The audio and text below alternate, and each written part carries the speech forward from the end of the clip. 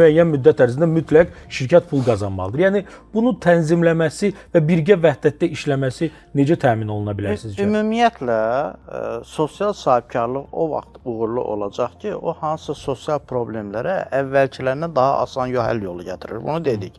Daha asan həll yolu gətirmək üçün, daha optimal həll yolu gətirmək innovasiya gətirməlidir. Yəni sosial sahibkarlıq innovasiya olmasa olmayacaq kimi deyə bilərik.